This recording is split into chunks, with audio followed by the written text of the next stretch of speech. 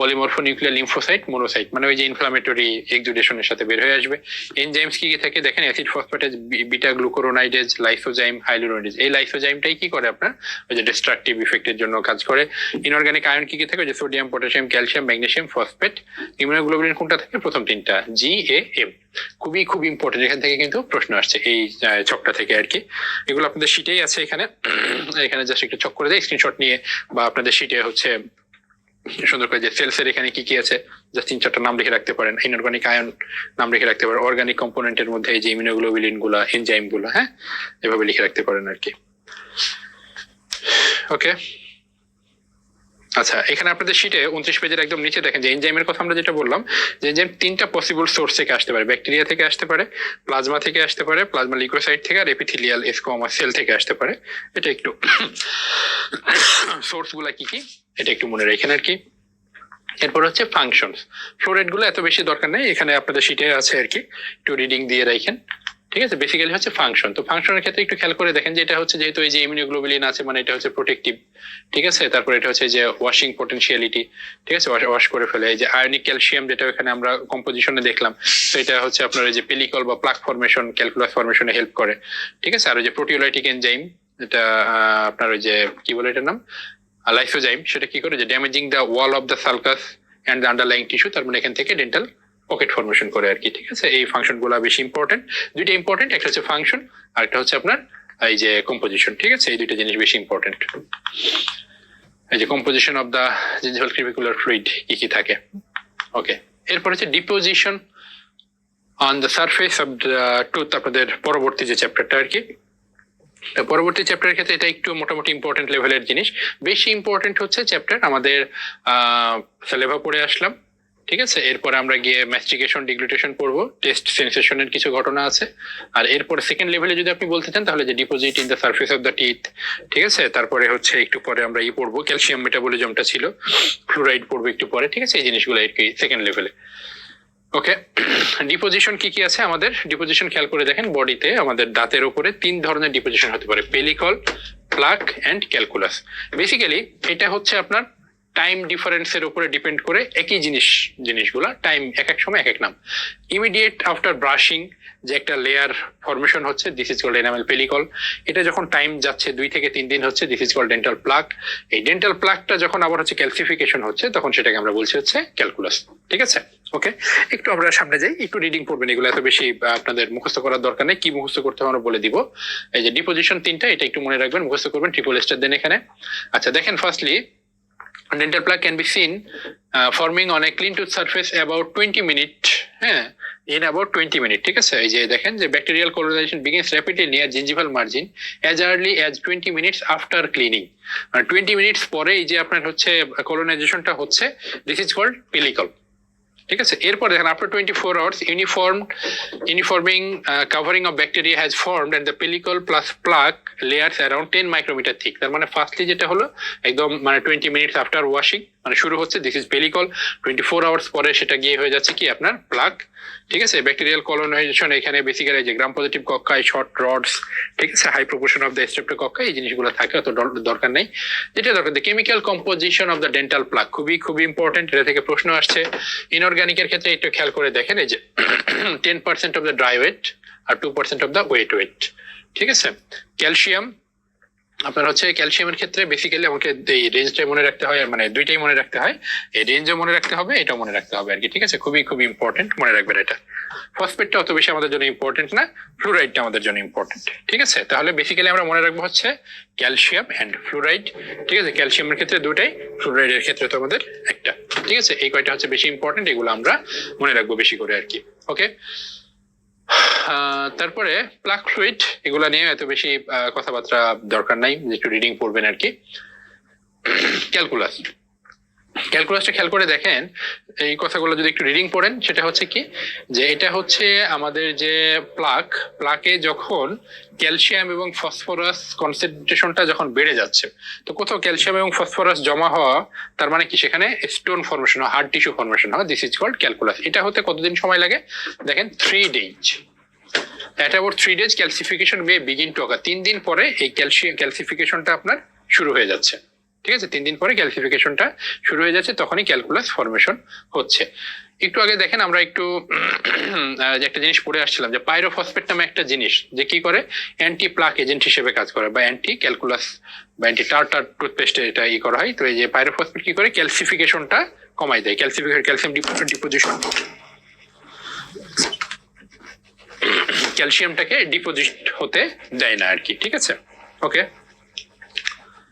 আর লাস্টের লাইনটা দেখেন যে bacteria may assist in calcification by providing nucleating substance. এই যে ব্যাকটেরিয়া গুলা, প্লাকে যে ব্যাকটেরিয়া থাকে, এই ব্যাকটেরিয়ার কাজ কি, সে হচ্ছে নিউক্লিয়েট, যে কোনো ক্যালসিফিকেশন হয় একটা নিডাস, একটা ছোট জায়গাকে কেন্দ্র করে আর কি। ঠিক আছে, তো এই ব্যাকটেরিয়া অনেক ক্ষেত্রে এই সুযোগটা করে দেয় আর কি। দেখেন bacteria can be involve in this process, খুবই ইম্পর্টেন্ট, ইনফিনিটি টেস্টটা দিয়ে রাখেন কি ভাবে এটা ব্যাকটেরিয়া ইনভলভ হয়। এক নম্বর হচ্ছে খেয়াল করে দেখেন যে raising the local pH by urease activity, local pH বাড়িয়ে দিচ্ছে কার মাধ্যমে, ইউরিয়েজ অ্যাক্টিভিটি। এখন লোকাল পিএইচ বাড়াই দিলে আমাদের প্লাকের কি সুবিধা হয়, খেয়াল করে দেখেন। প্লাক হতে গেলে আমাকে এখানে ক্যালসিফিকেশন হতে হবে, মানে ক্যালসিয়াম তখন কি হতে হবে, কারোর সাথে বাউন্ড হইতে হবে নাকি। অ্যাক্টিভ থাকলে তো ক্যালসিয়াম, যদি আয়োনাইজ ক্যালসিয়াম থাকে সে তো বিভিন্ন দিকে ঘুরে বেড়াবে, সে স্থির হওয়ার জন্য কি করবে, কারোর সাথে আপনার নিউট্রাল হওয়ার জন্য কারোর সাথে আপনার বাইন্ড হবে। তো এই ক্যালসিয়াম বাইন্ড হয় কখন, যখন ওই একটু আগে আমরা একদম শুরুতে পড়ে আসছি, যখন কি হয় যে বডিতে অ্যালকালোসিস ডেভেলপ করে, মানে কোনো জায়গার পিএইচ যখন বেড়ে যায় সেখানে ক্যালসিয়াম কি করে আপনার ইনঅ্যাক্টিভ বেশি হয়, মানে কারোর সাথে বাউন্ড করে ফেলে। তাহলে প্লাক ফরমেশন হতে গেলে আমাকে অবশ্যই ক্যালসিয়াম কারোর সাথে বাউন্ড করতে হবে, ক্যালসিয়াম সল্ট ক্যালসিফিকেশন হতে হবে, ক্যালসিয়াম সল্ট ফরমেশন করতে হবে। তো ক্যালসিয়াম কারোর সাথে বাউন্ড করা মানে সেখানে কি পিএইচ যত বেশি বাড়বে ক্যালসিয়াম তত বেশি বাউন্ড করবে। দেখবেন ওই এক প্রথম কথা থেকে এখন এটার সাথে আপনি লেজ জুড়ে দিতে পারলেন। এখন এই জিনিসটা আপনার সহজে মনে থাকবে যে কেন পিএইচ বাড়লে এই ক্যালকুলাসে কি ইফেক্ট ফেলছে। যখন এটা আপনার মানে মাথায় থাকবে তখন আপনি এটা বলতে পারবেন। ওকে, এরপরে দেখেন যে ইনক্রিজিং লোকাল আয়ন কনসেন্ট্রেশন, স্বাভাবিকভাবে ক্যালসিয়াম ডিপোজিশন হতে হবে, তাহলে ক্যালসিয়াম তো এখানে আসতেই হবে। দেন splitting calcium binding protein, salivary সাথে যে ক্যালসিয়াম বাইন্ডিং প্রোটিন যেটা ছিল, মানে ক্যালসিয়াম যেটা বাউন্ড ক্যালসিয়াম ছিল, যেটা সেই বাউন্ড ক্যালসিয়াম এটা তো ওখান থেকে স্প্লিট হতে হবে, হয়ে প্লাকের যে আপনার হচ্ছে মানে আছে সেখানে এসে বাউন্ড হতে হবে, ক্যালসিফিকেশন হতে হবে সেটাই। আর হচ্ছে আপনার removing local inhibitors of calcification such as pyrophosphate. ঠিক আছে, যে এই আপনার ব্যাকটেরিয়া কি করছে, পাইরোফসফেটটাকে আপনার সরিয়ে দিচ্ছে, যার ফলে এটা আর ইনহিবিশন করতে পারে না আর কি। একটা সুন্দর কথা। এরপরে দেখেন ব্যাকটেরিয়া কি কাজ করে, একটু আগে আমরা বলেছি যে এটা নিউক্লিয়েটিং সাবস্টেন্স হিসেবে কাজ করে। বেসিক্যালি কয়েকটা ব্যাকটেরিয়া এখানে কাজ করে, একটা হচ্ছে কর্নিব্যাক্টর, ঠিক আছে, তারপর হচ্ছে অ্যাক্টিনোমাইসিস, আর হচ্ছে স্ট্রেপ্টোকক্কাস, দেন ভেলিওনেলা। এই যে প্রথম তিনটা ব্যাকটেরিয়া, কর্নিব্যাক্টর, অ্যাক্টিনোমাইসিস আর হচ্ছে আপনার স্ট্রেপ্টোকক্কাস, এরা হচ্ছে ইন্ট্রাসেলুলারলি। এটাকে যদি আপনি সাজান তাহলে দেখেন এস স্ট্রেপ্টোকক্কাস, তারপরে A for actinomyces, C for corynebacter, SAC sac মানে কি বস্তা, ঠিক আছে, বস্তার ভিতরে জিনিস রাখে, তাই তো, তার মানে এগুলো মনে রাখবেন ইন্ট্রাসেলুলারলি।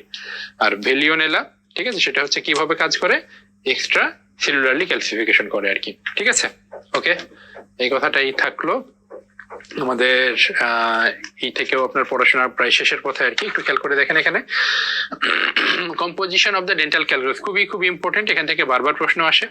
আমাদের যেটা পড়তে হবে, আমাদের কার্বনেট আর হচ্ছে ক্যালসিয়াম, এই দুইটার কনসেন্ট্রেশন পড়তে হবে।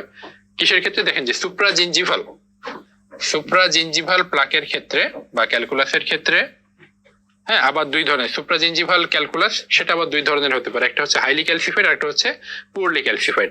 তাহলে হাইলি ক্যালসিফাইড হলে আপনার কার্বনেট কতটুকু, কতটুকু, পুরলি ক্যালসিফাইড হলে আমরা শুধু ক্যালসিয়াম কতটুকু সেটা পড়বো আর কি। ঠিক আছে, আবার সাবজিনজিভাল প্লাকের ক্ষেত্রে যদি আমরা চলে যাই সেক্ষেত্রে আবার আচ্ছা, এই পোর্শনটা আবার একটু খেয়াল করে মনে রাখতে হবে আর কি। ওকে, যাই হোক, এরপরে হচ্ছে আপনার হাইলি ক্যালসিফাইড, সাবজিনজিভালের ক্ষেত্রে যদি হাইলি ক্যালসিফাইড হয় সেক্ষেত্রে আমরা হচ্ছে আপনার এই শুধু ক্যালসিয়াম পড়বো আর কি। আর পুরলি ক্যালসিফাইড হলে আমরা এখানে দুইটাই পড়বো। ইম্পর্টেন্ট বেশি। এখন দেখেন শুধুমাত্র বাদ থাকলে হচ্ছে পড়ায় যে কার্বনেটের দুইটা বাদ চাইলে মনে রাখতে পারেন আর কি, মানে ক্যালসিয়াম আর কার্বনেট এই দুইটা জিনিসই পড়বেন, এগুলো একটু বেশি ইম্পর্টেন্ট, এই দুইটা অত বেশি প্রয়োজন হয় না বলে আমরা বাদ দিলাম, চাইলে আপনি মনে রাখতে পারেন আর কি। ওকে, আচ্ছা, এরপরে আমাদের মোটামুটি এখানে পড়াশোনা শেষ আর কি। আপনাদের সেটা একটু খেয়াল করে দেখেন যে সুপ্রাজিনজিভাল এবং সাবজিনজিভাল প্লাকের একটা পার্থক্য দেওয়া আছে, পার্থক্যটা পড়বেন। তারপরে নিউট্রিশন অ্যান্ড ডায়েট পরে যে চ্যাপ্টারটা আমাদের, তো এটা আমরা হচ্ছে আপনার ওই আগের যে দুইটা চ্যাপ্টার আমরা বললাম সেই চ্যাপ্টারের মতন এখানে আমরা হচ্ছে কি করি আপনার না পড়ান মানে পড়াই না আর কি। কারণ কি এই জিনিসগুলো আপনাদের বায়োকেমিস্ট্রি যে লেকচারটা আছে বায়োকেমিস্ট্রি লেকচারে খুব সুন্দর করে এই জিনিসটা পড়ানো হয় ওখানে, প্রত্যেকটা নিউট্রিয়েন্টস প্রত্যেকটা মিনারেলস সবকিছুর জন্যই আর কি। তো এই জন্য আমরা এই জিনিসটা এখানে পড়াই না, শুধুমাত্র এক্সট্রা কিছু জিনিস যেটা আপনাদের এই ওরাল ফিজিওলজিতে এক্সট্রা আছে যেটা বায়োকেমিস্ট্রির ক্ষেত্রে অত ভালোভাবে দেখানো হয় না, সেটা আমরা এখানে বলেছি। একটু জাস্ট এই স্ক্রিনশট নিয়ে নিতে পারেন, আপনার শীটেও এইগুলো আছে যদিও, তারপরে একটু লিখে নিতে পারেন আর কি, স্ক্যাটার্ড ভাবে আছে হয়তো। যেমন ভিটামিন এর ক্ষেত্রে খেয়াল করে দেখেন যে vitamin A deficiency effects keratin formation, ঠিক আছে ঠিক আছে, হাইপার কেরাটোসিস যেটা আপনার হচ্ছে এফেক্টস কেরাটিন ফর্মেশন, যেটা হচ্ছে কি করে অ্যান্ড রিডিউসেস স্যালিভারি সিক্রেশন। তাহলে ভিটামিন এ ডিফিসিয়েন্সি কি করে স্যালিভারি সিক্রেশনটা কমায় দেয়।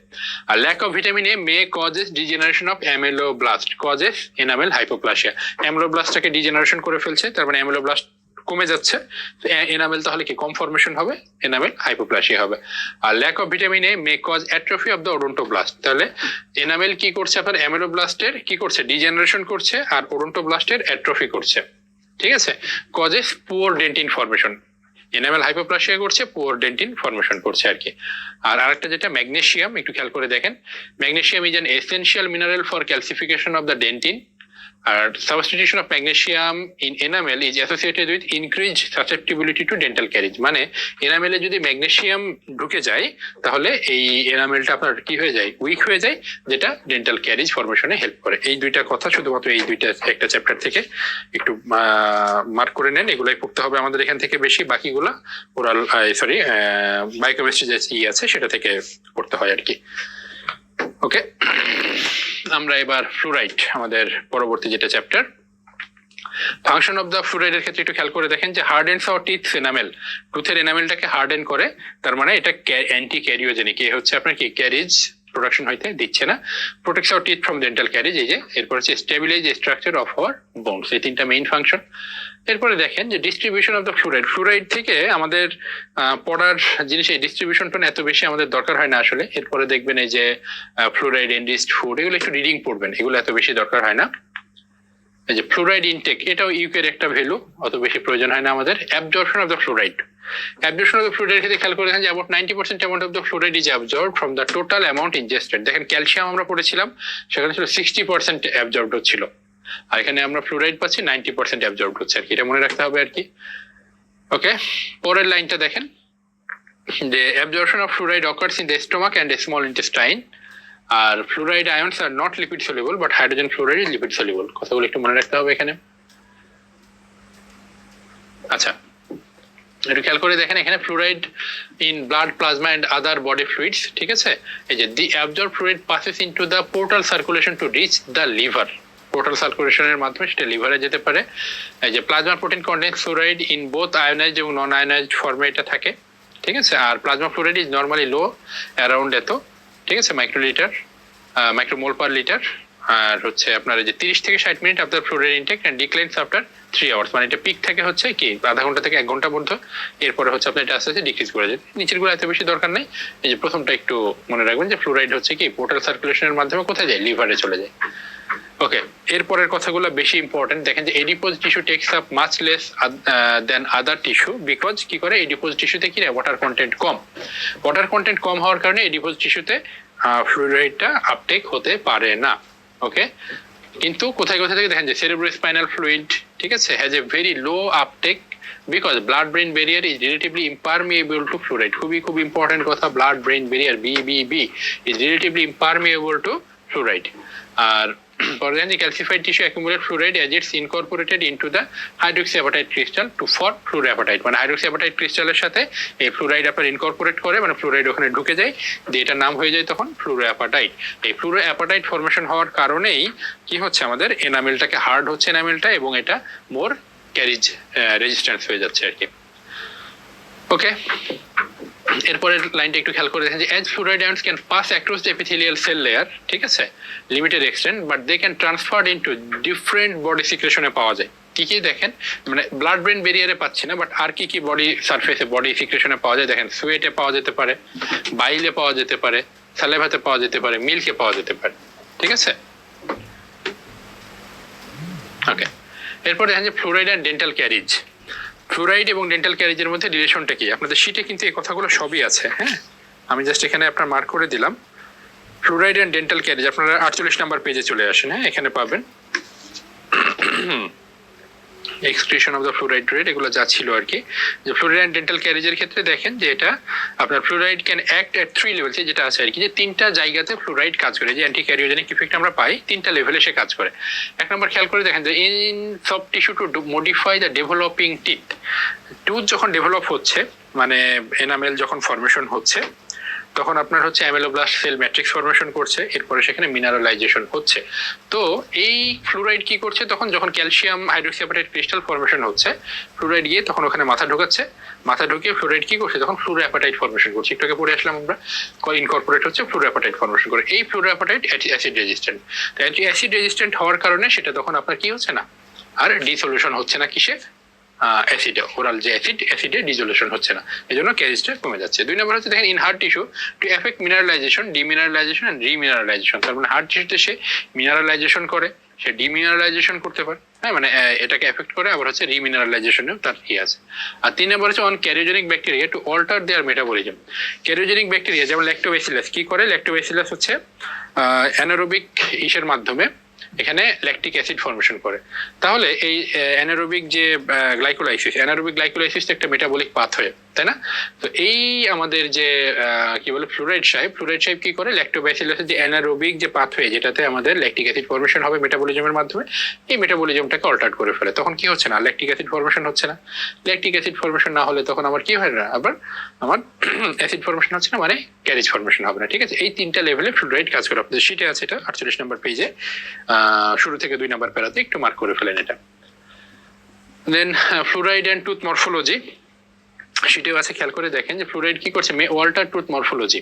ঠিক আছে, কিভাবে করে খেয়াল করে দেখেন যে টিথ ফ্রম ফ্লুরাইড এরিয়া, যেখানে ওয়াটার ফ্লুরাইড কমিউনিটি ওয়াটার ফ্লুরাইডেশন, যেটা এখানে কি হচ্ছে যে তাদের টুথগুলা মানে ওয়াইডার এবং শ্যালোয়ার, মানে বেশি ডিপ না, আবার হচ্ছে ওয়াইড, এরকম, মানে আমাদের যে অক্লুসাল সারফেসে কিছু আমাদের কি পাওয়া যায়, এগুলো নাম ফিশার পাওয়া যায়। এই ফিশার গুলো কি ডিপ যদি থাকে, আন্ডার কাটের মতো যদি থাকে, তাহলে সেখানে ফুড ইনকর্পোরেট হয়, সেখানে ক্যারিজ বেশি হয়। কিন্তু ফ্লুরাইড যে জোন গুলাতে পাওয়া যায়, কমিউনিটি ফ্লুরাইডেশন যেখানে হয়, সেখানে কি হচ্ছে, এই যে ফিশার গুলা, এটা কি হয়, লেস ডিপ হয়, ঠিক আছে, মানে শ্যালোয়ার হয়, এবং এটা একটু ওয়াইড হয়, যাতে করে খাবার ওখানে ইনকর্পোরেট হয় না, আটকে থাকে না, যখন ওয়াশিং করা হয় সহজে খাবারটা বের হয়ে চলে যায়, কি হয় না, আমাদের ক্যারিজ ডেভেলপ করে না আর কি। আর ফ্লুরাইড ইন ডেন্টাল টিস্যু, এই যে হাইড্রোক্সি অ্যাপাটাইটের সাথে হচ্ছে এটা করে দিয়ে ফ্লুরোঅ্যাপাটাইট ফর্মেশন করে, যেটা মোর রেজিস্ট্যান্ট টু অ্যাসিড, বারবার যে কথাটা বলেছি সেই কথাটা আর কি, যে এখানে আপনাদের শিটেই সবকিছু আছে। তারপর হচ্ছে toxic effect of the fluoride, শিটে আছে আপনাদের, একটু এখান থেকে ভালো মতন একটু দেখে নিন, আপনাদের শিটের সাথে একটু ডিফারেন্ট থাকবে এখানে। মটেলড এনামেল প্রন টু ক্যারিজ, যে ফ্লুরাইড যদি আপনার ডেভেলপিং ইসে যদি বেশি হয়ে যায়, তখন সেটা মটেলড এনামেল ফর্মেশন করে। এনামেল ফ্লুরোসিস, ওই যে localised increase in enamel porosity, ঠিক আছে, এই জিনিসগুলো হয় আর কি।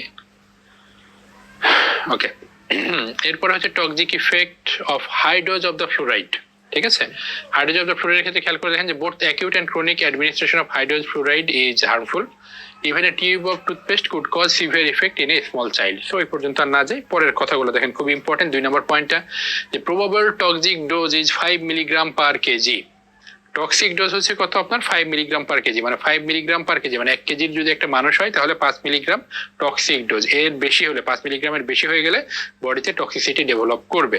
আর হচ্ছে অ্যারাউন্ড লিথাল ডোজ হচ্ছে কত, around 20 milligram per KG. 20 milligram per KG, 1 KG কোনো একটা মানুষ যদি সে 20 মিলিগ্রাম খেয়ে ফেলে, তাহলে সেটা লিথাল ডোজ। ওকে, তার বেশি খেলে তো অবশ্যই। ওকে, তার 20-এর আগ পর্যন্ত টক্সিক, ঠিক আছে, 20-এ হলে লিথাল। ওকে, মানে 5 থেকে শুরু করে 20 পর্যন্ত টক্সিক, যত বেশি হবে টক্সিসিটি লেভেল বাড়তে থাকবে, এক সময় যখন 20 ক্রস করে ফেলবে, এটা হচ্ছে লিথাল ডোজ। ওকে, আর ক্রনিক অ্যাডমিনিস্ট্রেশন যদি মানে হাই ডোজ ফ্লুরাইড হতে থাকে, তাহলে যে ফ্লুরোসিসের যে সিম্পটমগুলো, এনামেল পোরোসিটি, এগুলো ডেভেলপ করবে আর কি। ওকে, আচ্ছা, সিস্টেমিক ফ্লুরোসিস কি হতে পারে, development of exostosis in long bones, খুবই ইম্পর্টেন্ট কথাটা একটু মার্ক করে রাখেন।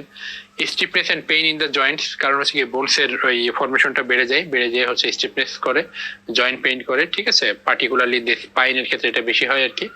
ঠিক আছে, ওকে। আর হাই ডোজ ইন ওল্ডার পেশেন্টের ক্ষেত্রে এটা আপনার প্রোগ্রেস টু অস্টিওপোরোসিস। ঠিক আছে, এই কথাগুলো একটু মনে রাখতে হবে এখান থেকে। এরপরে হচ্ছে ফ্লুরাইডের কিছু ইফেক্ট।